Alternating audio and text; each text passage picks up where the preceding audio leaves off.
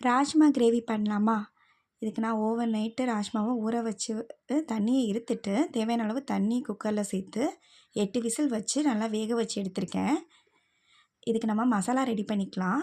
2 பெரிய வெங்காயம், 2 பெரிய தக்காளியை குட்டி குட்டியாக கட் பண்ணி கடாயை அடுப்பில் வச்சு 2 ஸ்பூன் ஆயில் சேர்த்து கொஞ்சம் ஜீரகம் கொஞ்சம் சோம்பு பொரிஞ்சதும் நம்ம கட் பண்ண வெங்காயம் தேவையான அளவு உப்பு சேர்த்து வெங்காயத்தை நல்லா வதக்கி எடுத்துக்கலாம். வெங்காயம் நல்லா வதங்கினதும் கட் பண்ணி வச்சுருக்க தக்காளியை சேர்த்து தக்காளியை வதங்க வச்சுக்கலாம்.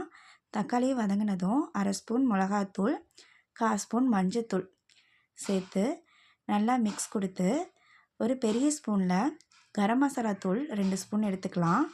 இதுக்கு ஃப்ளேவரே கரம் மசாலா தூள் தான். இது சேர்க்கும் போது தான் நல்லா டேஸ்டியாக நல்லாயிருக்கும்.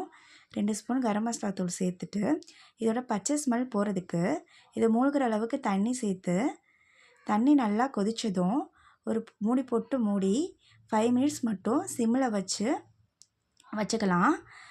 இதுக்கு இடையில நம்ம வேக வச்சுருக்க ராஜ்மாவை தண்ணியை எடுத்து வச்சுக்கலாம். இது 5 மினிட்ஸ்க்கு அப்புறம் இதை ஓப்பன் பண்ணி நம்ம தண்ணி இருத்து வச்சுருக்க ராஜ்மாவை இதில் சேர்த்து மிக்ஸ் கொடுத்து ஒரு 10 மினிட்ஸில் நல்லா தண்ணியெல்லாம் வற்றினதுக்கப்புறம் பாத்திரத்தில் மாற்றி பரிமாற வேண்டியதாக. இந்த மாதிரி ஹெல்த்தி ரெசிபீஸ்க்கு நம்ம நியூ குக்கிங் சேனலை ஃபாலோ பண்ணிக்கோங்க. பாய்.